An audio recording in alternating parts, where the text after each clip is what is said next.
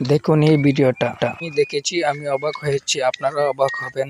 মানুষের ভিতর কত প্রতিভা থাকে আপনারা না দেখলে বুঝতে পারবেন না। দেখলে মনে হয় ক্যামেরা দিয়ে ছবি তুলেছে। হুবহু দেখতে একটা রান্নাঘরের ছবি এঁকে ফেললো। এই ভাইটি এত সুন্দর করে ছবি আঁকার কারণে বাইকটিকে লাইক কমেন্ট শেয়ার করে দিবেন। ধন্যবাদ।